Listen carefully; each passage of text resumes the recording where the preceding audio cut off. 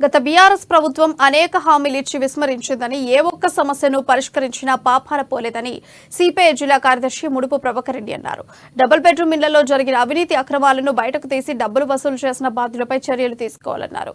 ఆదిలాబాద్ పట్టణంలోని జిల్లా పార్టీ కార్యాలయంలో ఏర్పాటు చేసిన మీడియా సమావేశంలో మాట్లాడారు.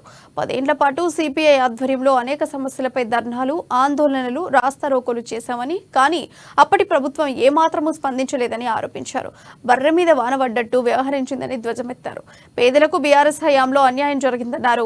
ప్రస్తుత కాంగ్రెస్ ప్రభుత్వం ప్రజా సమస్యలపై స్పందించి పరిష్కారానికి కృషి చేయాలని కోరారు. అర్హులైన ప్రతి పేదవారికి డబుల్ బెడ్రూమ్ ఇండ్లు ఇప్పించాలన్నారు. ఇన్ఛార్జ్ మంత్రి సీతక్క జిల్లా పర్యటనకు వచ్చినప్పుడు ఆమెను అనేక సమస్యలు విన్నవించామని, ఆమె సానుకూలంగా స్పందించారని గుర్తు చేశారు. అధికారులను అప్రమత్తం చేయడానికి ఈ నెల 20న నిర్వహించి తలపెట్టిన ధర్నాకు తరలివచ్చి జయప్రదం చేయాలని కోరారు. ముఖ్యంగా డబుల్ బెడ్రూమ్ ఇళ్లలో జరిగిన అవినీతిని బయటపెట్టాలన్నారు. ధర్నాలు, పికెటింగ్లు, రాస్తారోకోలు చేయడం జరిగింది. అనేక సందర్భాలు అరెస్ట్ చేయడం.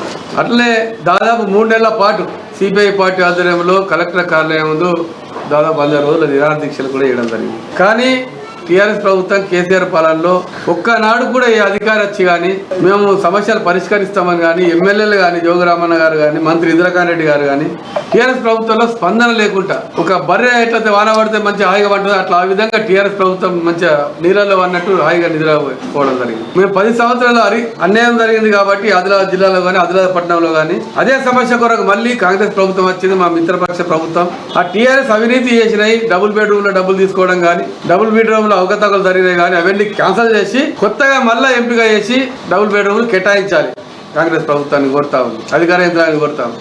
అదేవిధంగా దాదాపు ఆదిలాబాద్ పట్టణంలో 10,000 మంది ఇంటి స్థలాలు లేని వాళ్ళు మా ఆధ్వర్యంలో సిపిఐ పార్టీ ఆధ్వర్యంలో దరఖాస్తు ఇవ్వడం జరిగింది. వాటన్నిటిని పరిశీలించండి, లేదంటే ఆ కేసీఆర్ ముఖంని పారేసి మళ్ళీ కొత్తవి కూడా ఇవ్వడానికి ఇవ్వమంటే మేము సిద్ధంగా ఉన్నాం. ఈ 22 తారీఖు నాడు సిపిఐ పార్టీ ఆధ్వర్యంలో కలెక్టర్ కార్యాలయం వరకు పెద్ద ర్యాలీ తీసి అక్కడ ధర్నా చేస్తూ ఉన్నాం.